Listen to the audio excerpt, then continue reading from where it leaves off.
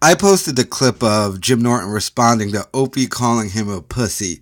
First and foremost, it was a very, very, very lame response. I mean, it was the typical, he's hard to work with, all that stuff.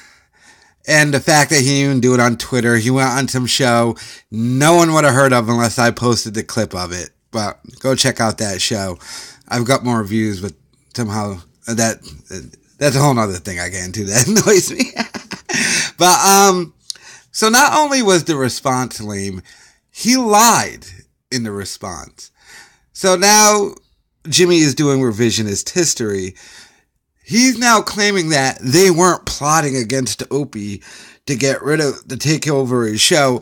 And he keeps saying, hey, Opie, you spent that whole month of August on the beach and, well, me and Sam showed up to do shows, and if Opie would have never did that, he would have got the morning show, and me and Sam would have went to 10 to 1 a.m. First and foremost, that's complete bullshit. Second of all, that still doesn't mean you didn't plot against him. You obviously did. However, that was the lie he told in that little excuse if you go check out that clip. That's not what happened, because Jim Norton, and you can go, I think it's on Tef Patterns channel, where I think like the first episode of Jim and Sam where they addressed the Opie thing. You said in that you refused to be on the same channel as Opie. So, no, if Opie hadn't spent the time on the beach and came back, he still wouldn't be the morning show because you refused to even be on the same channel. You see, the reason why everything got blown up was because of you, Jim Norton. You went to the execs at Sirius XM, you and Sam, with the blessing of Jason Ellis, because you said, not only will I not work with Opie, I don't even want to be on his channel. The name of the channel was Opie Radio.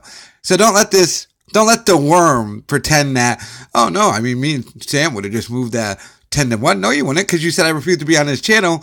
Then you worked in concert with Jason Ellis, got his sign off, and had him take over the channel. That's why the channel is named Faction Talk. And that's why Jason Ellis initially got mad at Jim and Sam when he tried moving to mornings, because he was like, oh, wait, you dudes asked me to take over the channel, and now you aren't doing what I say. So when Jimmy's like, oh, if you just get off the beach, Jimmy, you refuse to be on the same channel as him. So it wasn't this just dumb decision by Opie. No, you went to the execs. I guarantee you told Opie nothing about this. So Opie just thought, oh, we're negotiating. You went to the execs with Sam, said, I refuse to work with Opie, and I refuse to be on his channel, because he said during that, I don't want Opie to be my boss.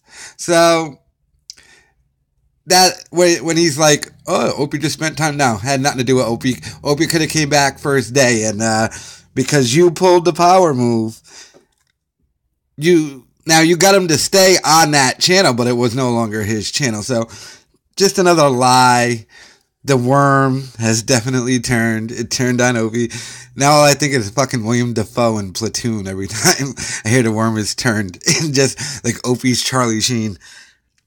So, I mean, the response was lame. He called you a pussy. The fact that you even responded on that and not like on Twitter kind of are a pussy.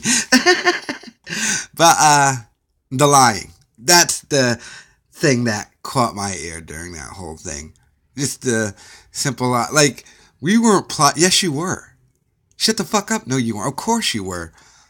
You, Sam, Opie didn't go from negotiating a contract and having the Opie radio channel to working nights and it be called Faction Talk. You forced the situation. You blew it up. So, the worm has turned on the tits.